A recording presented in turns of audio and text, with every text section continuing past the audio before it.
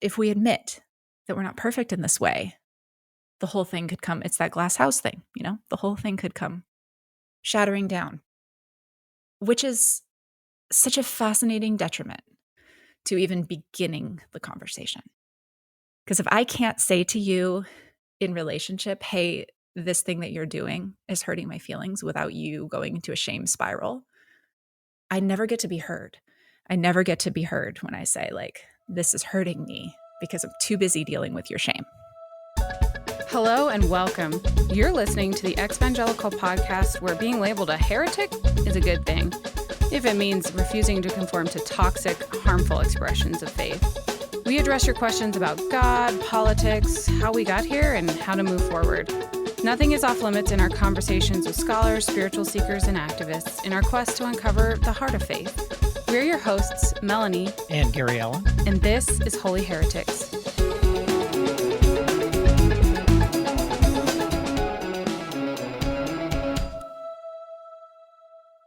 Leaving evangelicalism is tough, but it can be even tougher when you're just full of questions, especially questions about the text upon which your faith used to be based. If the Bible isn't what we were taught, what is it? Does it even matter anymore? If it's not the Word of God, can it be trusted? Is it okay to just not read it anymore? Spoiler, it is. Our brand new digital course, Making Sense of the Bible Post-Deconstruction, will be a safe place to ask these kinds of questions and to learn more about the history of this complicated text while dialoguing with other evangelicals about the experience of letting go of this black and white framework in favor of a more nuanced and loving one. Join us live in July for an incredible journey through the Bible.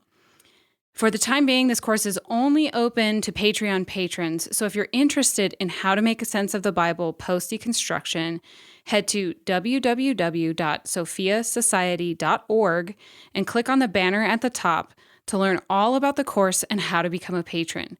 But don't wait, because registration for the course closes July 1st, 2021.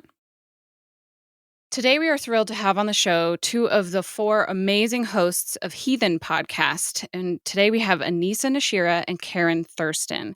Anissa is a birth worker and birth justice activist whose nonprofit, Rehope Inc., provides no-cost holistic birth support for teen parents in San Diego, California. Karyn is a writer, poet, and lyricist whose work centers on religious deconstruction, motherhood, and social justice. As I mentioned earlier, they are also half of the hosting team for Heathen Podcast, where for the past 5 years, they have been creating safe space for folks in the process of moving away from their religious origins into that lovely uncharted territory outside of that religious tradition. And they have been providing resources and welcoming uncomfortable conversations about identity, faith, patriarchy, race, spirituality, and what it means to do community without shame, which is something I think we are all very interested in. So welcome to both of you. Thank you guys for joining us today. Hi, thanks for having us. Yeah, thanks for having us. Glad to be here. We're excited. So we are heretics and you guys are heathens. So this is like a perfect, or hell. Yeah, I think so. Yeah, there we go. Somewhere. That might be where we're going after this podcast. It's going to be a party. We just have no idea. Yeah. So we could go in 1,000 different directions, but let's just kind of start with the basis and the basics. So tell us a little bit about yourselves, how you came together as friends, and maybe in particular, can you describe your unicorn safe space of a church that you reference in San Diego? Anissa, you want to start?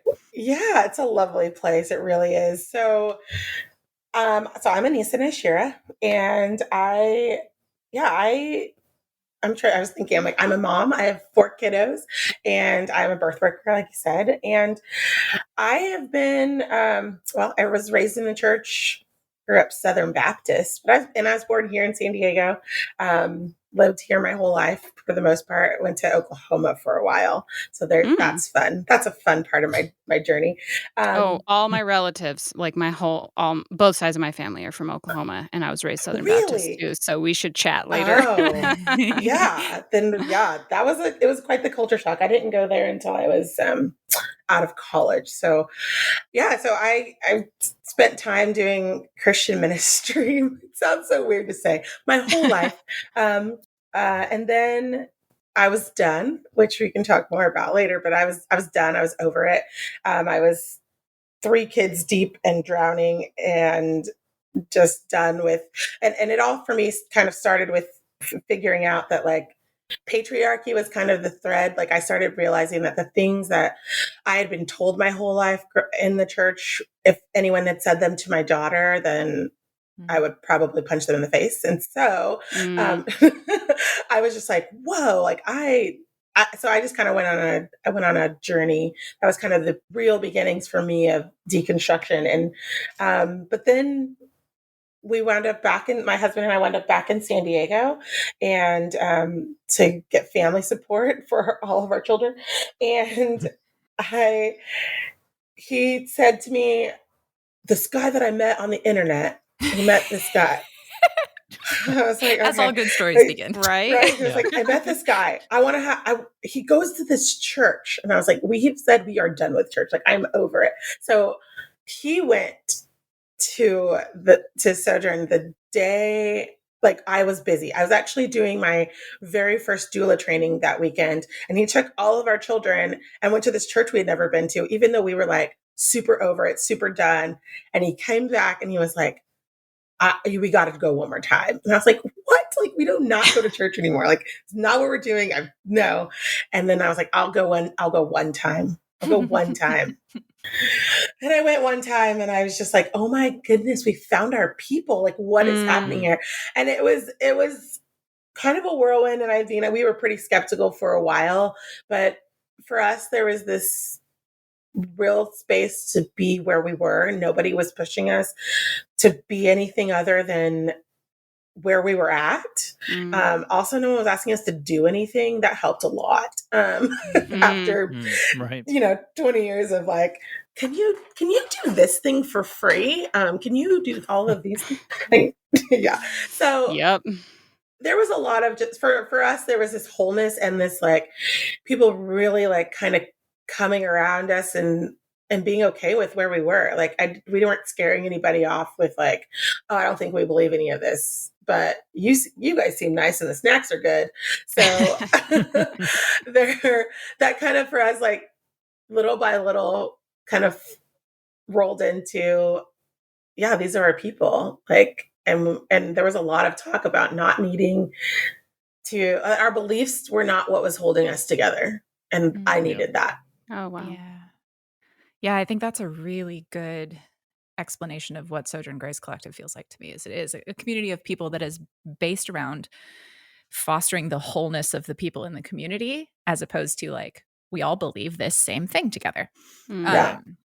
And that posture was just revolutionary for me. That was something I had never encountered in my 30 years of being in the church and doing church leadership and all of those things, and really kind of trying to create some version of that space. This is the first time that I feel like I've walked into a place where it's actually happening in a healthy, thriving, honest way. Yeah. But it was fun for me. That's actually how we met. We met through Sojourn Grace, and I had moved down to San Diego as kind of a Hail Mary for my marriage that was ending. We were like, well, maybe if we just move away from everyone we know, that will help.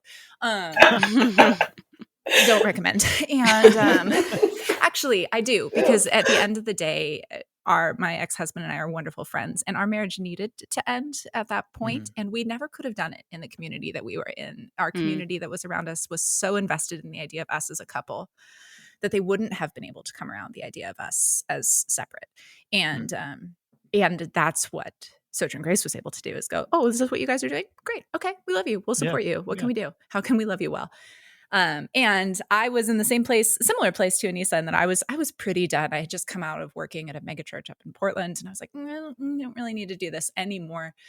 And it was my ex-husband who had got started going to Sojourn Grace. So the night I met Anissa, she was holding my daughter. My daughter was sitting on her lap because they knew each other from this Bible study or small group or whatever they were doing that my husband at the time had been attending. I don't know what y'all doing. Enneagram stuff, maybe. We were doing Enneagram things. Yeah.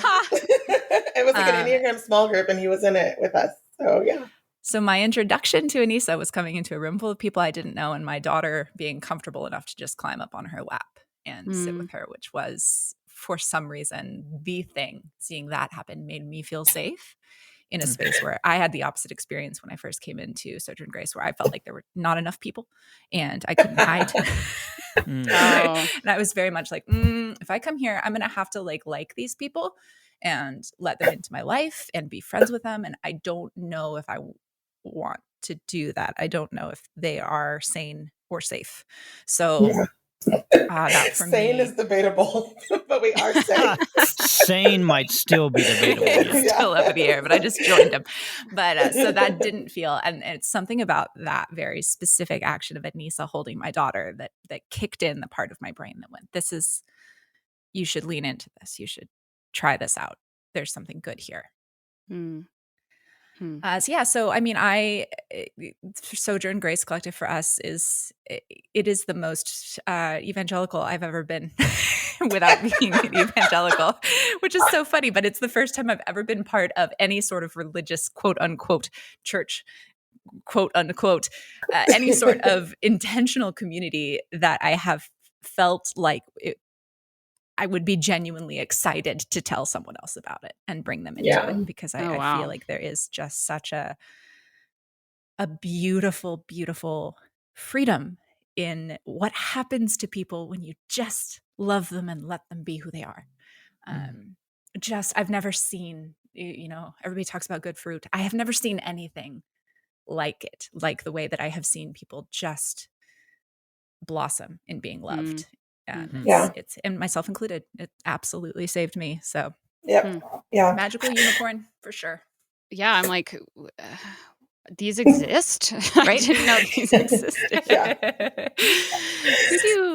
So one of the things you guys like, I was reading your bios on the Heathen website, and all four hosts are talking about like going through a deconstruction, and then one of your slogans is like breaking up with bad religion. So for you two, especially like what got you to that point of deconstruction? I think Anissa, you kind of alluded to that already. And then for you, like, what does it mean, or what does it look like to break up with bad religion? Do you want me to take the beginning of that, since I had the whole bad religion thing with Flamy in the beginning? When I signed on season 2 to Heathen Podcast, actually. So Flamy, who's one of our co-hosts, started it as Matthew in the beginning of 2017. And that bad religion tagline was there. And it's interesting. The first year I was co-hosting, I really wrestled with that phrase, bad religion. Like, it felt really confrontational to me. It felt really disrespectful, because I grew up in what I would call, you usually do call, just like kind of classic American big box non-denominational church, right? The Costco or Target of Christian churches. And and it was not a wholly negative experience for me. I fit really well. I'm a cis straight white girl, and I sing, and so I was like a little worship leading, 16-year-old, and I fit really well in that environment. I felt like I belonged until I didn't. But it wasn't in a wholly negative way for me to grow up. There was a lot of good, a lot of community. I had a lot of fun at church camp. There were a lot of things that I was really grateful for. So this idea of bad religion felt really scary to me. And I've since kind of toyed with it and played with my own resistance to using strong words and where that comes from. And I love that we come out and say, we are opposed to bad religion. And that doesn't mean that we are opposed to Christianity. It doesn't mean that we are opposed to loving Jesus or loving the Bible or loving whatever your religious text is. It doesn't mean that we are opposed to religious people at all. We're never, ever, ever on board to cancel people. That's not what we're here to do.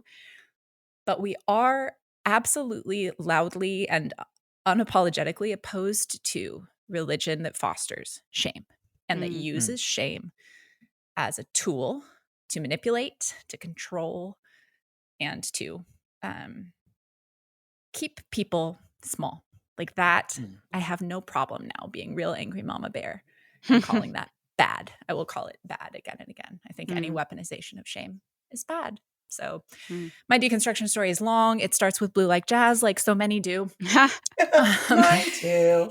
What happened to him though, right? Like Donald Miller? really changed. I can tell you all about it. So okay. Here's the so what I did that's a little unconventional is I read Blue Like Jazz. Then I moved to Portland, Oregon and started working at Imago Dei, which is the church that Rick McKinley pastors that is part of. Rick is in Blue Like Jazz. I became good friends with Tony Kriz, who's Tony the Beat Poet in Blue Like Jazz, and had dinner at his house every Sunday. Like I just walked into the book and started living it. Nice. And then deconstructed beyond where Imago was. And that was a whole interesting thing. But that began my trajectory.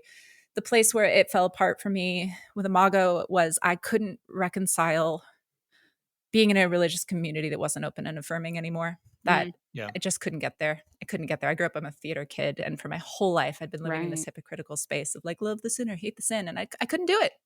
I couldn't watch another friend, pastor, anybody weep over the loss of a person that they love because they couldn't just affirm who they were wholly and fully. I couldn't do it. It didn't feel like God to me anymore. So that moved me out of that and kicked me out of Portland, and here I am. So that's the nutshell version of my deconstruction.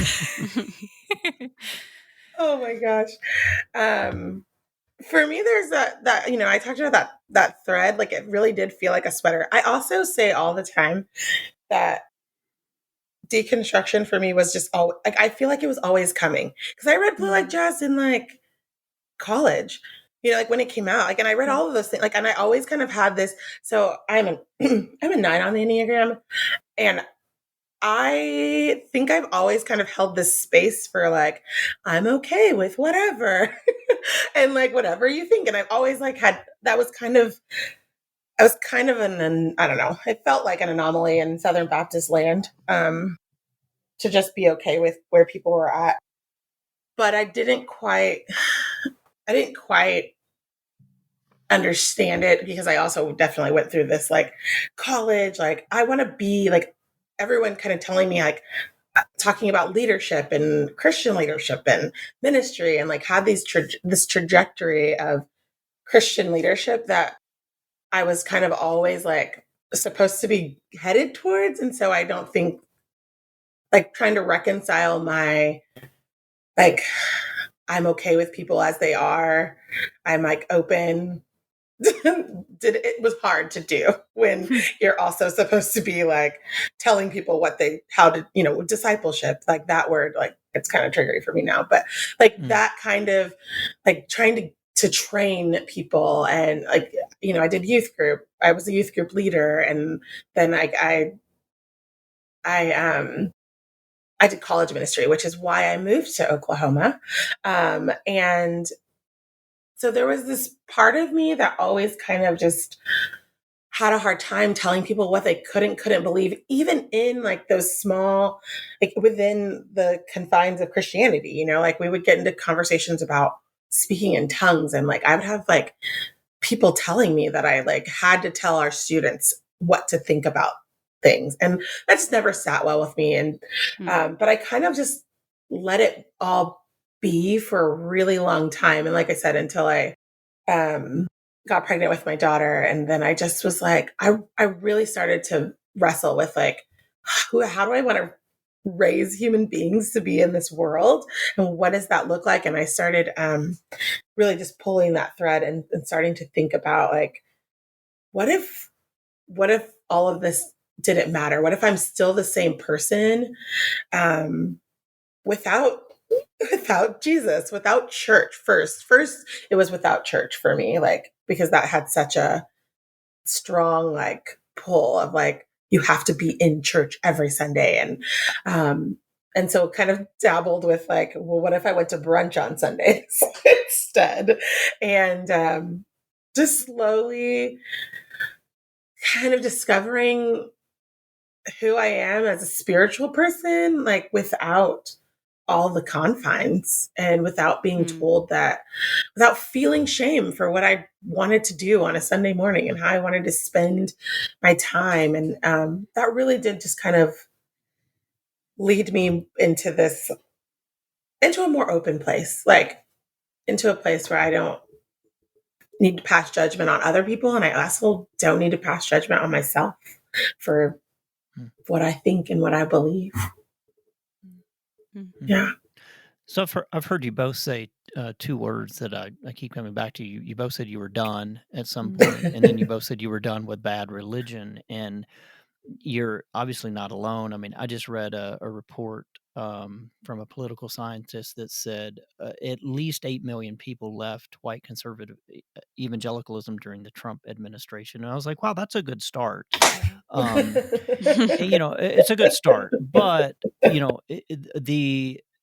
the facade of conservative white evangelicalism was really pulled back for many of us who either didn't want to admit it or were complicit in and or benefiting from that version of Christianity. And Yeah. obviously for you guys, you've seen it firsthand, and you also saw it a little bit earlier than some of us. The patriarchy, the misogyny, the racism, the white nationalism. I mean, this weird belief-based conformity that we are only together because we all believe the right things. And boy, as soon as you step out of line, then you have to get the hell out, right? Because you're not safe, right?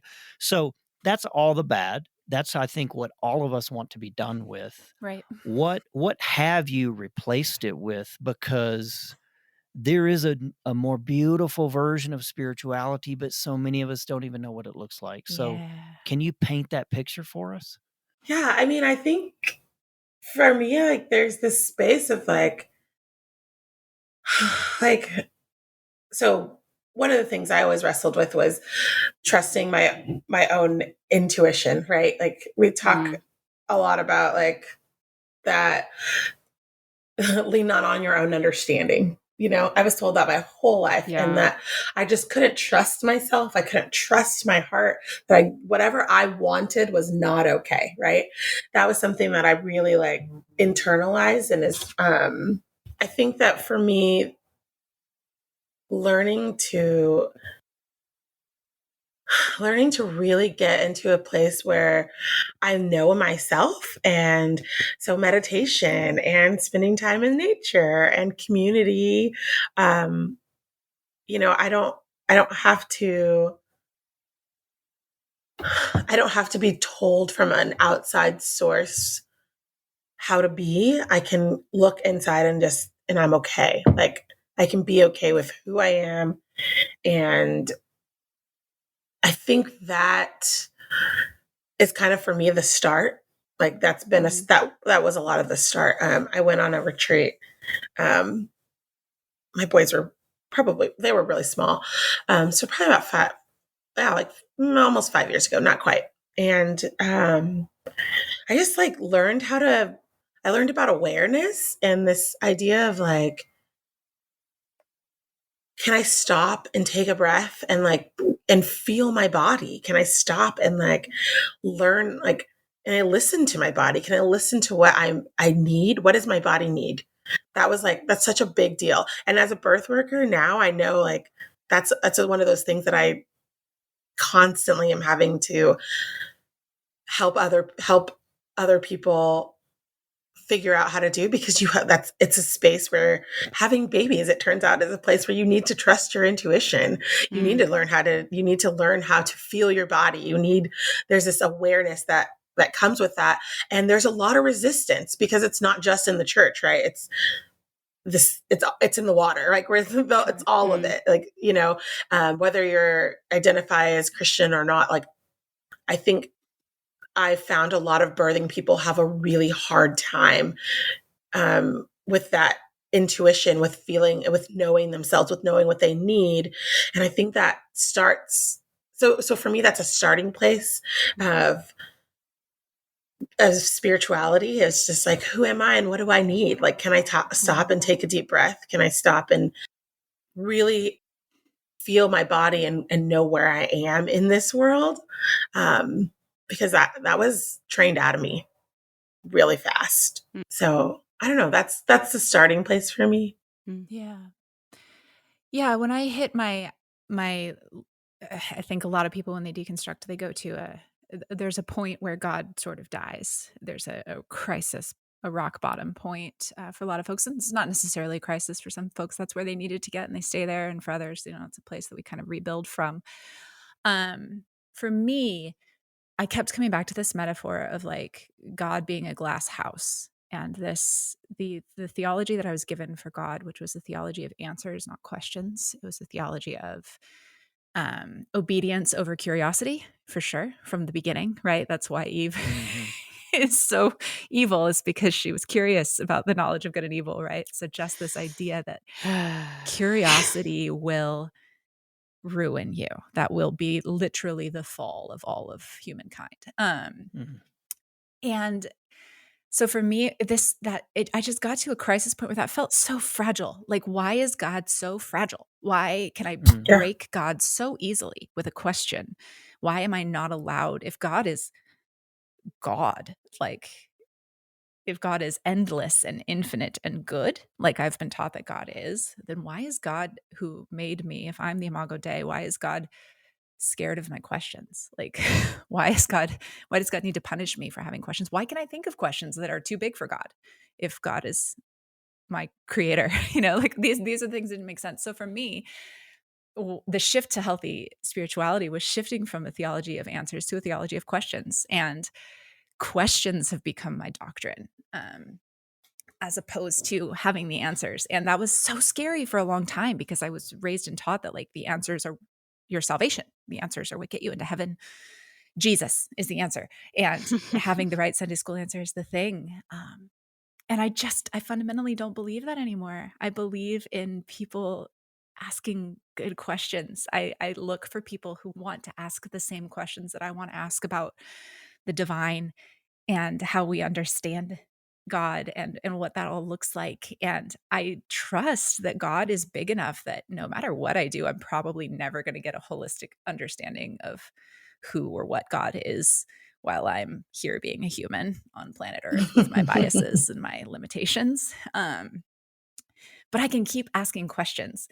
And the freedom that has given me to listen to other people's ideas about God without being low-key condescending the whole time, without being like, that's nice, but I know the real truth. The Bible says, to be able to listen to what they say. And Flamy and I talk about this all the time. Like, we believe things with people when they come into Heathen, someone will come in and be like, this is what I'm experiencing spiritually. And we're like, oh my gosh, that's beautiful. I love that. I can take this and I can try it on and I can play with it, because I'm now convinced that like neither death nor life nor angels nor principalities nor things present nor questions can separate me from being a loved child of God. And that for me has been such a transformational, freeing, joyful experience. I can follow it anywhere. I can ask any question and trust that wherever I go, if God is who God is, theoretically, if God is, there's not going to be a path that can take me somewhere where God can't go. Yeah. That's I read a book. I read this book called The Sin of Certainty. Oh, yeah. And He ends. And Yeah, that we was just a talked real to him. Oh yeah. I missed that one. And that was a really transformative thing for me to like have someone kind of to experience someone else's experience of being in that place of, I have all the answers, to what if I don't need all the answers? Like, And what if I'm wrong? Oh yeah, that too, right? Like, what if I'm wrong? What if I'm wrong? And I think that's a thing when I talk to friends who are very concerned for my soul, and that's fine. Thank you for your concern. Right. That I just kind of keep coming back to like, I'm okay. I'm okay with where you are, and being able to say like, I want to hear from you. I want to hear what you're thinking. Like, it doesn't stop me from hearing about your experience to be having my own experience. Yeah. Like, this is mine and it's fine. Like, and we don't have to experience it the same way for me to say, yeah, that's to be with you. Yeah. Like the being with people and holding space for people where they're at. And, we don't have to land in the same place. Which is, You of know? course, where we always get accused of moral relativism, right? Oh, well, And, yeah. Right. and they're not, and well, you guys don't believe in capital T truth, and I think that's one of the biggest straw man arguments against progressive Christianity or post-Christian spirituality or whatever. However, I'm pantheistic mystic, right? Thanks, Science Mike. However anyone wants to identify, and for me, that always makes my skin crawl because I'm like, it is not that I believe that logically there is a capital T truth about the world, about God, about the universe. I'm just pretty okay with the fact that it's pretty unlikely that I, Karyn Thurston, 100% understand what that truth is. Like, I am open to the idea that I probably don't have it all figured out. Well, and maybe what if the capital T truth is just simply love? Right? Yeah. Like if love is the foundation of the universe, then maybe that's what capital T truth even looks like, as opposed to being right about something, right? As opposed to like a list of things you're supposed to do.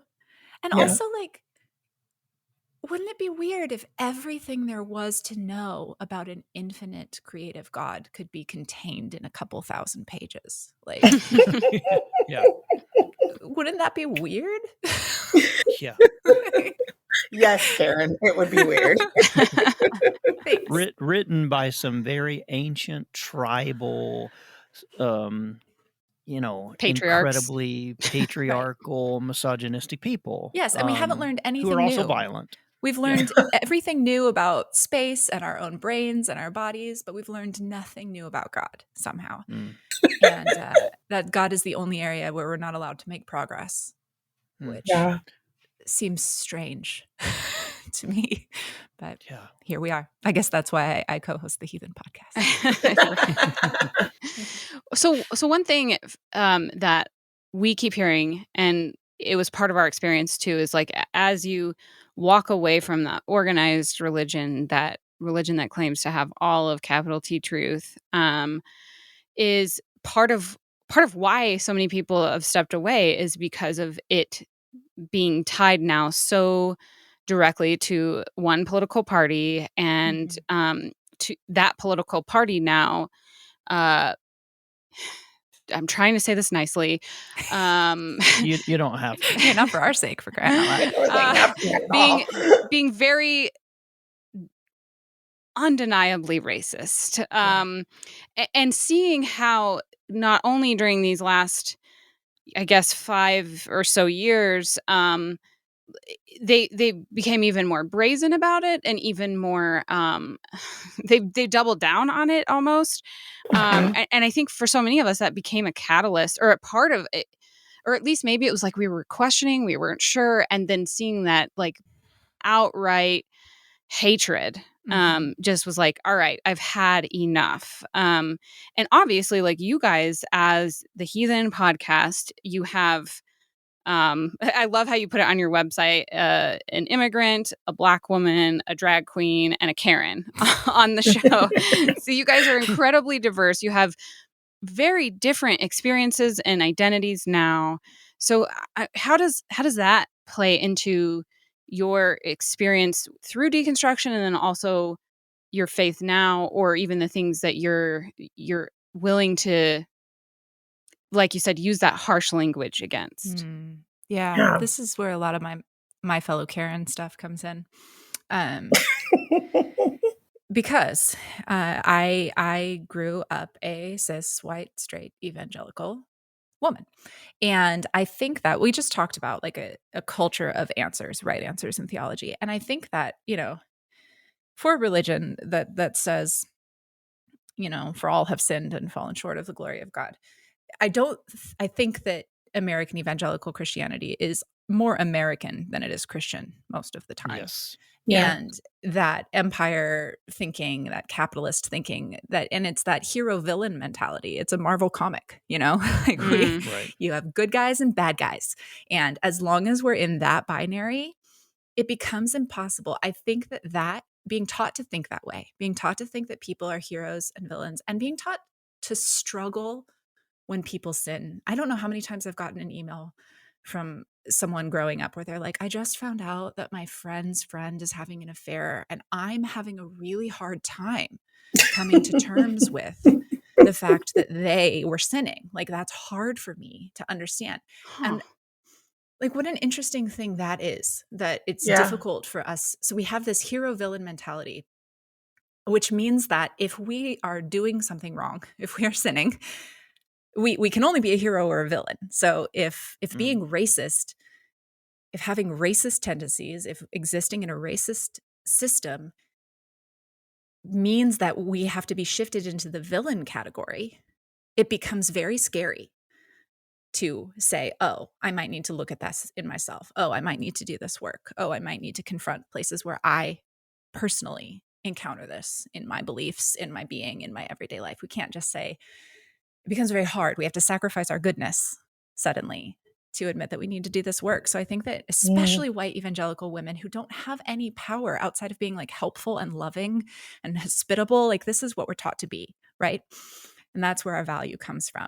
And then you go into that and you say, well, actually, you saying you just love everyone the same and that all lives matter and all of these things, that's actually not helpful.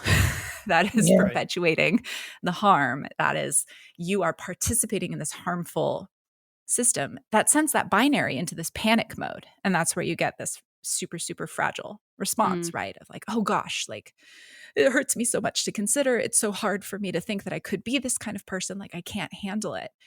And it makes it really, really hard for the church to look at the places that it needs to do this work, because just looking at it is so threatening and so scary. Like, oh gosh, if we admit that we're not perfect in this way, the whole thing could come. It's that glass house thing, you know, the whole thing could come shattering down, which is such a fascinating detriment to even beginning the conversation. Because if I can't say to you in relationship, hey, this thing that you're doing is hurting my feelings, without you going into a shame spiral, I never get to be heard. I never get to be heard when I say like, this is hurting me because I'm too busy dealing with your shame, your shame crisis. We never actually get to the thing that you were doing that was hurting me. Yeah.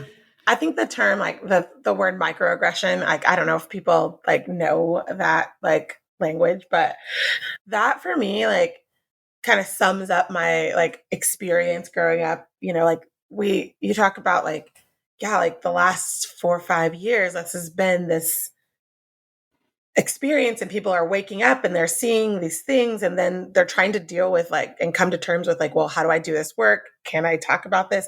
No, we're going to double down on it. But going like people start talking about like the experiences that they're having. And I'm like, yeah, this has been my whole life in the church. Like growing up and being on teams where I'm crossing like that intersection of being a woman, so I can't actually lead anything, and being a Black woman where like, well, I'm not going to be in any, I'm really going to be the poster child for diversity. Like spending time. Well, you can at least be on the worship team, right? Yeah. Because you must be able to sing, of course, right? Of course, right. I mean, I went to a small Baptist university, and for 4 years, I was in every like photo shoot that they did. I was like, you can't find any other Black people in this school to do this. Like, you know, just this tokenism type thing where it's like, no. In the name of diversity, we want to I had a boss that said to me, like, you know, like we want a more diverse group of students to come to our whatever they did, their like worship service, their weekly worship service. And so he turns and looks at me. He's like, so Anissa, I want you to be an MC. Now, I have a theater background too, so I love being an MC. That's fun for me.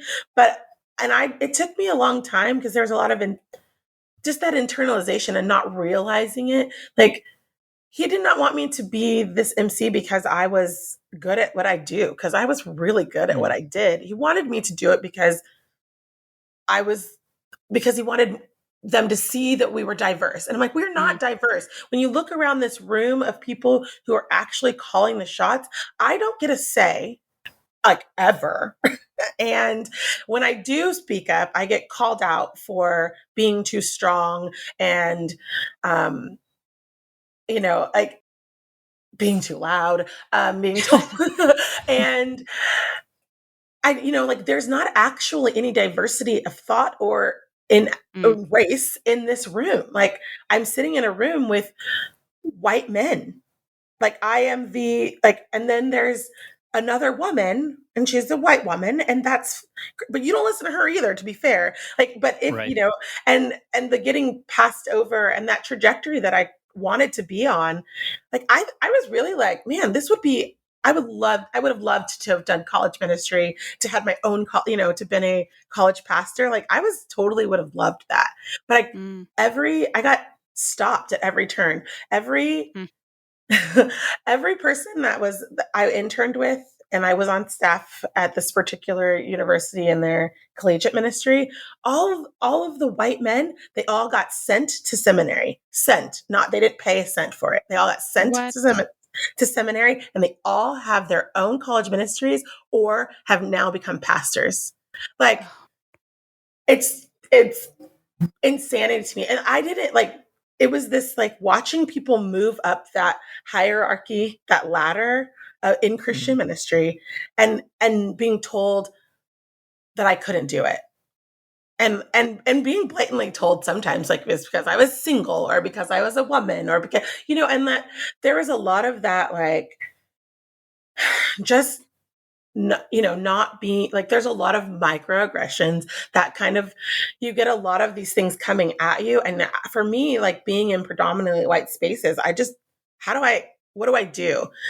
Again, my tendency, especially at the time, was to laugh it off, or to kind of just say I don't know, what do I do? Do I make it awkward? I'm alone here, so where do you go from there? Right. So those are just that was kind of that environment for me. So then to kind of come out of it, and to be having our world be, to have all of the things that are happening, and then, on top of that now, the Trump administration and that whole, it was just I started seeing people who have told me my whole lives how much they loved me and how much, and that they start telling me these things about I don't see, well, I don't see color. Well, I don't see it that way. And I'm like, well, then you don't see me. You just don't see me.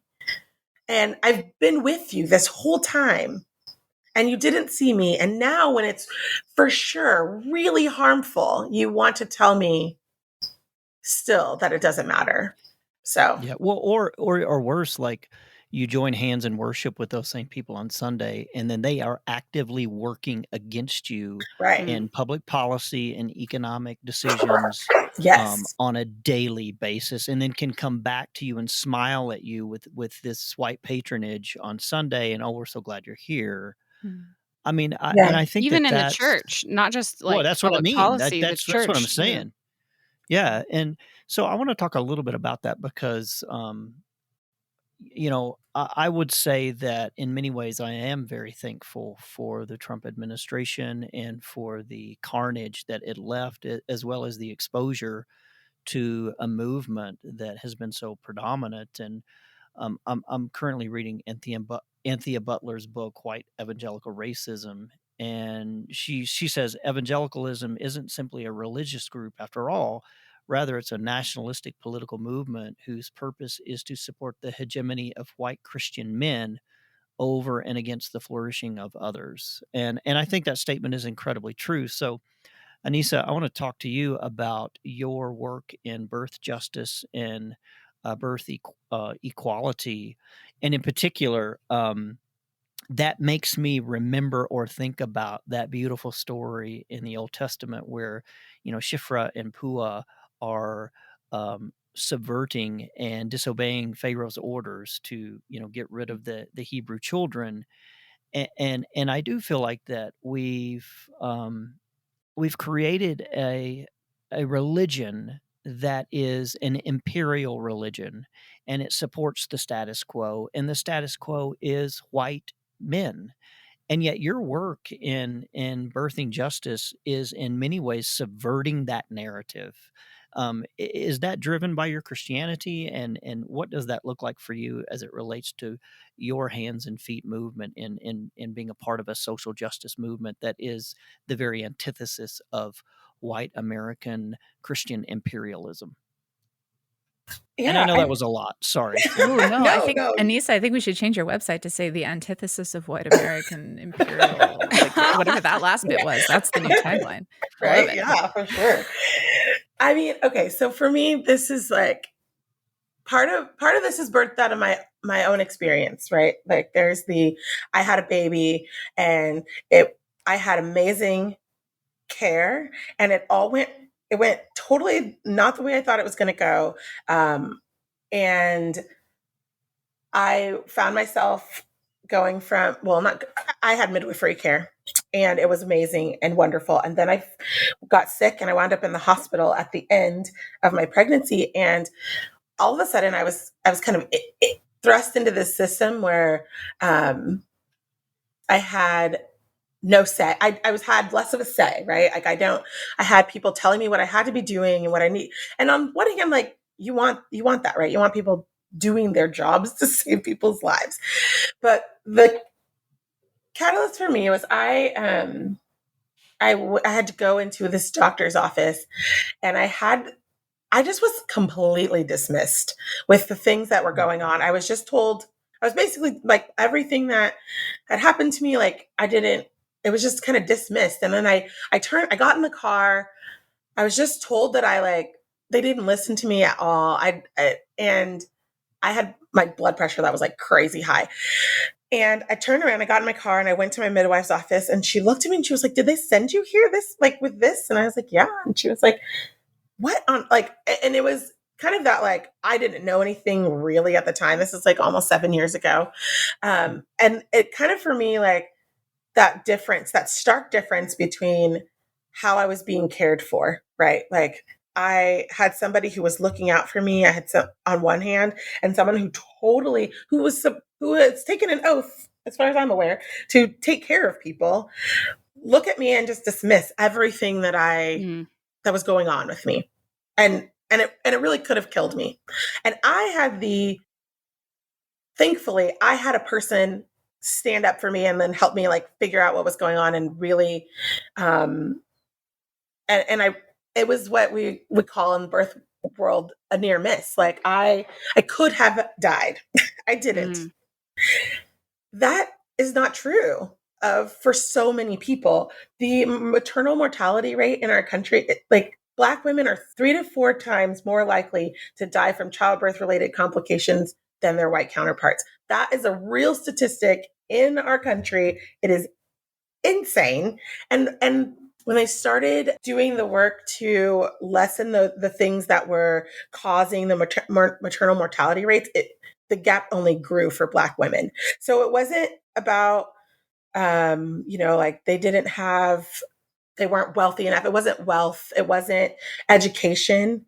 When there was a report that was done by the CDC, and they were talking about how, like, 700 women died each year between, it was 2011 and 2015. And 3 out of 5 of those pregnancies were preventable. And it had to do with them missing things, because there's a long trajectory of birth work being shifting from being midwife driven, from being people who are, like, them taking care of each other, them listening, this holistic approach, to moving into a really a white male dominated physician approach where people aren't listened to. And Black women in particular not being listened to about life-threatening complications, like, and learning, physicians being, like, learning, like, that, oh, well, Black women, like, can tolerate pain better than white women. Like, that's something that, and you're just like, wait, what? When someone comes to you and tells you that they don't feel well, or that this feels off. Those numbers may, maybe my blood pressure is not as high as you would think, it would be for this complication, but like, can you run some blood work? And they just dismiss you, or they want to know why you want to do it. And you're like, because I need to know. I want to know what's going on with my body and my baby. And then it's too late. And then, and so there's this whole system that is just perpetuating and stuff. And then so then there's birth work and people who want to be helping families navigate this system and navigate it, and have someone who's like not having a baby be able at the time be able to look a doctor in the eye and say, no, they need help. These are the warning signs. And so having someone say, like, to stand up for you. So that's one of the things that I do, that I get to do, and is particularly with regarding hope, is, I started looking at how much support and help I had in a system that was just really like messed up, and how it was still hard for me. And I said, okay, well, I had been working with teen parents. How are these young parents, like, how are they going to afford the support? Because at this point, like, a midwife costs like anywhere from like $2,500 to like $6,000, right? So how are they going to get care from someone that's going to listen to them? A doula. A doula is like $1,000. Who's paying for their $1,000 doula so that they can have that person in the room to say, I've been in a room where a young girl wants to breastfeed her baby, and I have had a nurse walk in and just say, like, oh, just give your baby formula, because you're just not going to be able to do it. You're not going to be able to keep up with it. So don't even try. And I'm like, I'm sorry. That is not a thing that we're doing in this room, and to be able to step in and say, no, I'm here for you. I'm going to support you. For one, you're going to leave this place and no one's going to talk to you again for 6 weeks. They're just going to like good luck. So Good there's luck. that. Have fun with the baby. Gosh. Yeah. And so,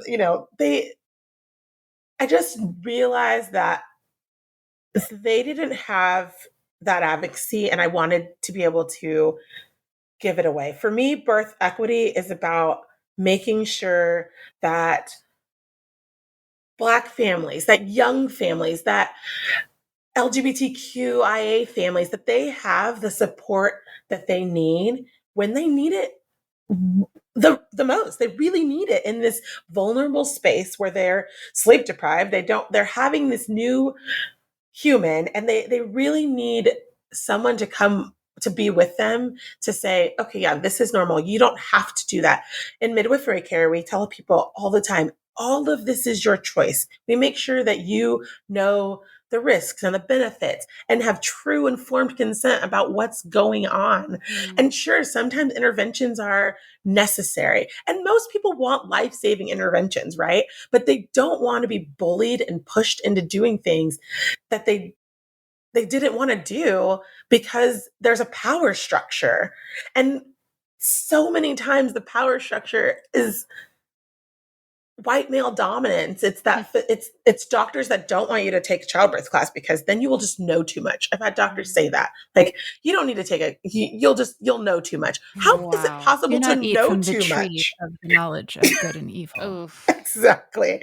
And so at Ray Hope, what I do is I take this like thing that feels inaccessible and I give it away to young families so that they can start their families off and feeling empowered, feeling like, they don't need us to have pity on them. They need to be empowered to make choices as parents that will help their families thrive. And so that's what I do with Rehope. And, I'm in school to be a midwife because even my job as a doula has its limits, because I have to go in and fight for people. I have to like go in with them and I have to like do the advocate thing and I thought, man, what if I could just give them the care that they deserve on the front end? Like, what if they didn't have to like fight for what they wanted, and yeah, that subversive thing that midwives do where we just are here saying like, you're in control here. It's your body.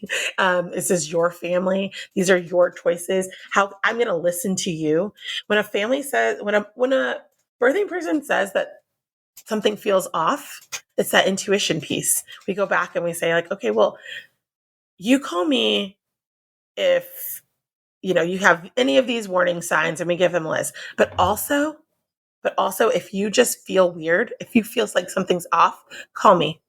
They don't have to call and talk to like 15 other people. They get to call their midwife, And I think that there's something about that, like people they don't always realize that they have that access, right? They have that support that they start to feel like, well, no one's going to listen to me. And that's one of those things that I really want to see change.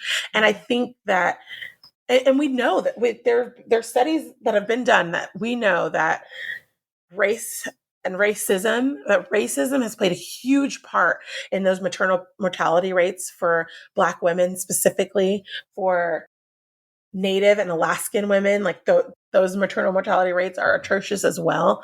And we know that some of those things, but we can change that with midwifery care. We know that. And also midwives deserve to be paid, right? Like, I mean, at some point, my 4 children need to eat food. So that's where we're kind of like trying to figure out, like, what does this look like? How can people get on board and see like this? There's these things that the CDC is reporting on. I don't know. We can't really argue with that, right? I mean, I guess we can. People have been arguing the CDC all year.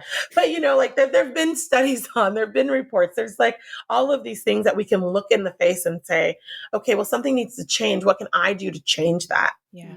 How can I be a part of this one small piece of birth equity, of making sure that everybody's heard and everyone's listened to? Yeah. I don't care how you give birth. That isn't, like, I know there's a lot of like those, like there's movements for those kinds of things, like, and how you should give birth and where you should give birth. I don't care. I want people to feel safe and supported and listened to. Yeah. I think this goes back to kind of, I mean, it's not only the church, but that attitude of like, you just submit to authority and you listen to what that person who's in authority over you tells you.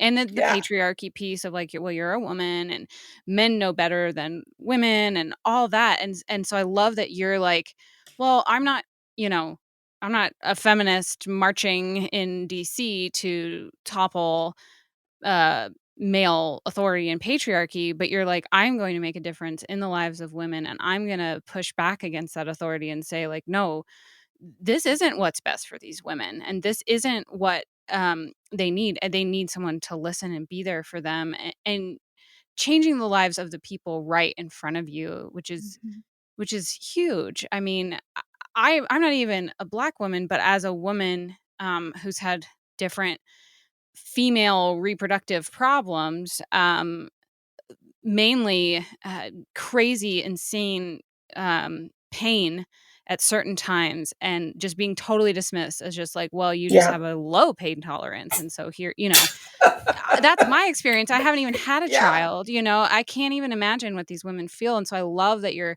pushing in your own small way, but in a way that makes a difference in your community now.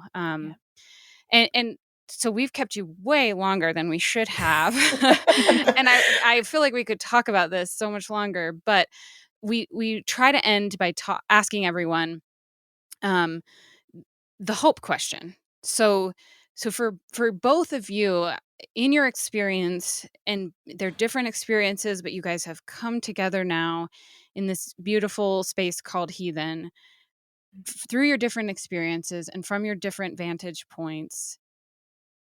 Is there anything that gives you hope for the future of faith? Yeah, I mean, I think for me, to cap off this conversation and bring it back into faith, I think faith is, one of the classic arguments in different faith traditions is, if faith without works is dead, faith with, blah, blah, blah. What is faith, right? But if we all can kind of loosely agree that faith is both a belief in something and a desire to see a more just, loving, and equitable world, right? I think that what gives me hope, I was raised, I was taught that colorblind was the way to go. I was taught that this is what I should say. I should say I just don't see color, and that by just erasing the problem, that would solve it. And what gives me hope is the more time we actually spend in community listening to each other and just listening without jumping into shame spiral, listening without jumping into defense, just listening and hearing, the more stories you collect, the more stories that are shared through Holy Heretics, through Heathen, through whatever, the more that goes out there, the closer we get to being able to feel safe, having conversations that threaten what we were taught, what we believe, that make us feel really fragile. And the more safe we feel, the closer we get to being able to do something. And that gives me hope. So it gives me hope that anyone out there, my fellow Karyns, heart of my own hearts, who were raised to have this sort of colorblind mentality, who have maybe listened to this today and have something now that they've heard for the first time. Maybe it's just you pull that one statistic. Maybe it's you pull that Black women in America are 3 to 4 times more likely to die in childbirth than their white counterparts, right? Maybe we just pull that. So the next time you hear anything and you're tempted to respond by making it this like super spiritual, big zoomed out thing of like, I don't see color. I know I'm not racist. I don't see, maybe what can confront that tendency, that desire, is if you don't see color, then you can't see those Black women who are 3 to 4 more times more likely. So if I want to see them, if I want to see this problem, and if I want to be able to do something about it practically, I have to resist that defensive temptation to go back into this. I just don't see it. And I have to say, okay, now I have this one thing that I can see.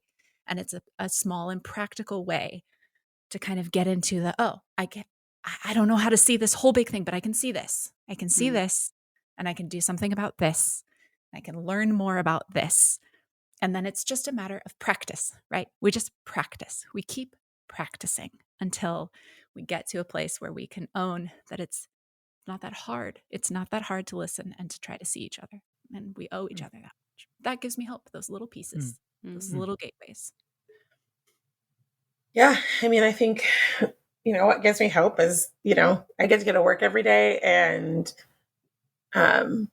be a part of what's changing and be a part of really making a difference in people's lives. And for me, that feels really hopeful, and to know that there's one less person that's going to experience trauma and who's going to feel heard and listened to. Like, that really feels hopeful, and that, because I think that trauma piece is such an important part. And I love seeing the peace and the connectedness of a new family that's starting, that's feeling heard and supported and loved. And it makes me feel really hopeful that, that we can do this. This can be done.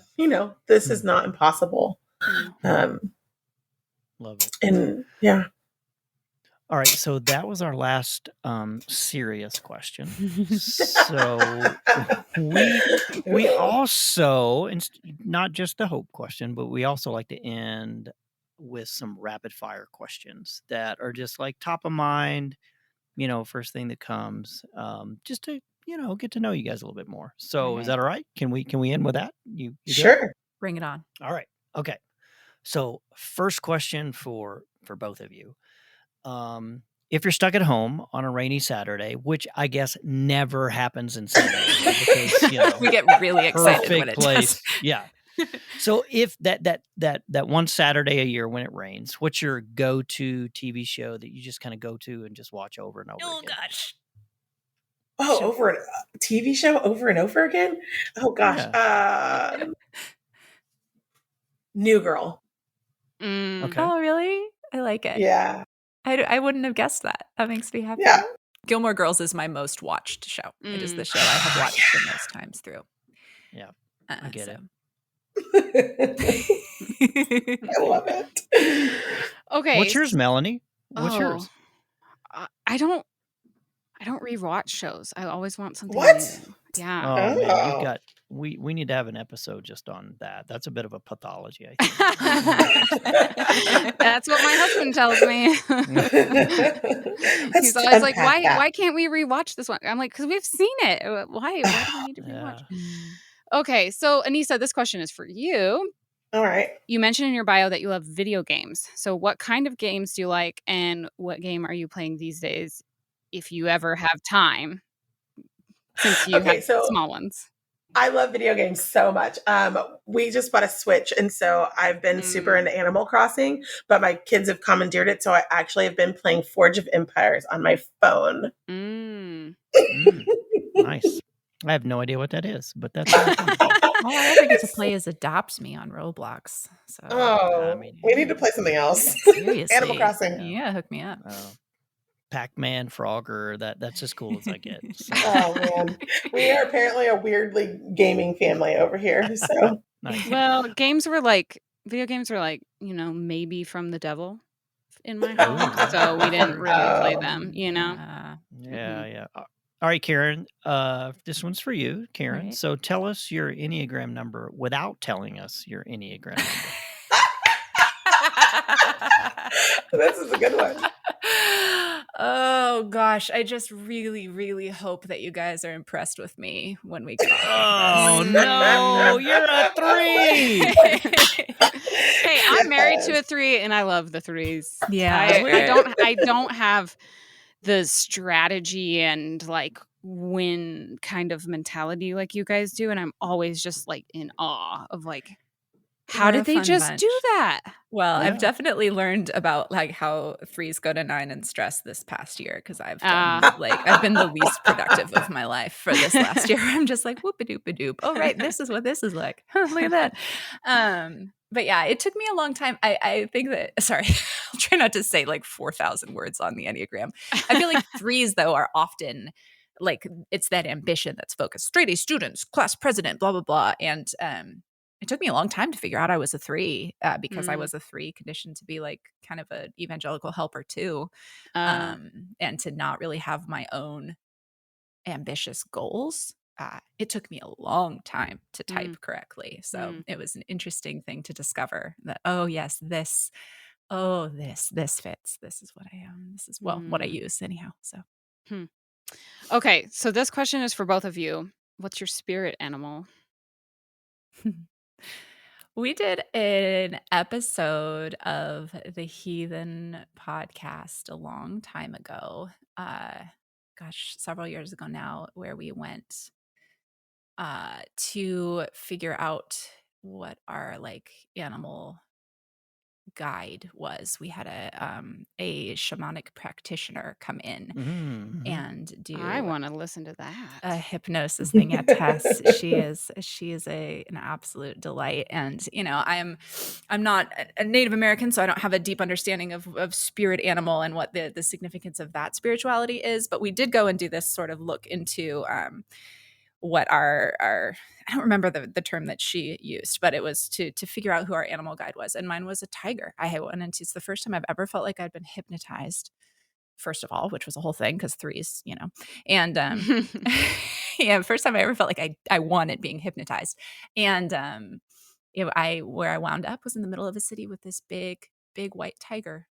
Yeah, that was very surprising. That's not what I would have guessed. So, wow. Yeah, that's cool. My big white tiger friend. Who knew?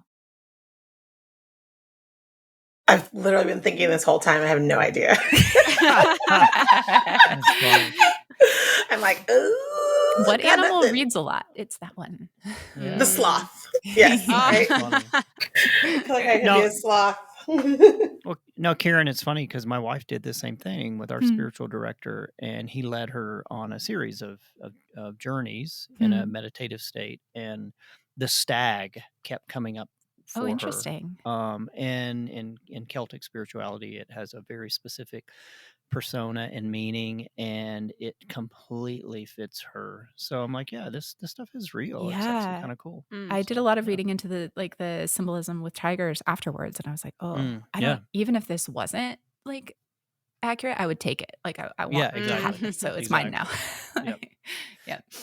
I was gonna say I think I would say that my Patronus would be a bear, but that's maybe diving too deep into Harry Potter right now. So Hey, I love it. I'm all for it. Yeah. All right, last question for both of you. If you had to slum it like the rest of us and not live in San Diego, where else in the U.S. would you want to live? Where'd you want to go, Anissa? Taos, New Mexico. This is not a question. Oh, nice. I'm in Albuquerque. You are? Yeah. Yo, so yeah, I'm a Taos girl. I think Taos is actually my spirit. Like I think that's where it resides. I love it there. It's like magical and artsy and perfect, and I can see myself there I love it there. I lived in Portland for a decade and I loved it. So I wouldn't mind going back to Portland. But the plan, we actually have a plan now where I would love to move up to Lake Arrowhead, which is just a couple of hours from here, but it's up in the mountains. It's this like sweet little mountain town and just like hide from the rest of the world up there feels really nice to me. So I know the West is the best, right? It's just, there's something about it. I'm a California kid. Beautiful. Yeah. Like I was born and raised in California, and it's hard to it is hard when you've lived I've lived in San Jose, California is where I grew up, and then I moved up to Portland and now I'm in San Diego. So it's kind of like as a liberal human being, it's like, where else do I go? Right? Yeah. Just stay there. You're fine. I think I'll just pretty much stay put. Well, guys, this has been incredible. Thank you so much. I feel like we're best friends now. Heretics and heathens, we always go together. So Heretics and heathens unite. Yeah. So for all of our listeners who want to know more about you guys, about your podcast and your work, where can they find more of you online? Yeah, well, you can find everything about our podcast pretty much anywhere you get your podcasts, but heathenpodcast.com will tell you all about us. And then we are anywhere you stream. You've got we're in our 5th year. It's coming up on 5 years of material you can go back and dive through. Me personally, you can find me. My website is just KarynThurston.com, and that'll take you to everywhere and everything that I do in the world. And you can also always join us we do Heathen Happy Hour every Thursday night live on Facebook and YouTube, which is a ridiculous sing-along sort of song request hour with 3 of us on camera and Anissa running hilarious commentary in the comments and trying to wrangle all of her children at the same time. So if you like 90s like pop hits, come on down. We'll be there. Man. And then Anissa. Yeah, and if you can find me on the internet as well if you want to know more about birth justice work, Rehope, you can go to rehopeinc.org and find more about what we do with that there. And I'm also on Instagram and Facebook as Little Star Birth Services SD. And so that's where you can find me. There and in the comments of Heathen Happy Hour. And if you do nothing else, come find us on Instagram at Heathen Podcast and come hang out. Yeah. Awesome. And I'm going to make sure to link to all of that in the show notes so people can find it easily. But ladies, thank you so much. This was like so fun. And just such a beautiful conversation. And it was wonderful to hear your hearts and how you've grown through your experiences. So thank you so much for sharing your time with us. Yeah. Thanks for having us. You guys are wonderful. This has been lovely. That is it for this week, but that's not it for Heathen. Next week, we will be chatting with the other 2 co-hosts, Flamy Grant and Ben Grace, about leaving hardcore fundamentalism, what it was like to grow up LGBTQIA+ in the evangelical world, and what exactly community should and should not be. Trust me when I say that this conversation is going to be phenomenal. So make sure to hit subscribe or follow in your podcast app so that you don't miss the next episode. And do be sure to check out their show as well, Heathen Podcast. The conversations they're having over there are truly incredible. And if you're still listening, don't forget to check out our course, Making Sense of the Bible Post-Deconstruction. You can find all the info about it by heading to www.sophiasociety.org. That's Sophia with a PH. So SOPHIA society.org. And then tap the announcement bar on the top.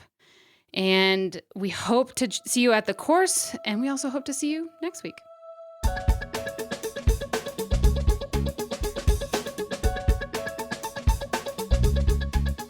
This episode was produced by the Sophia Society. Music is by Faith in Foxholes, and sound engineering is by Joshua Mudge.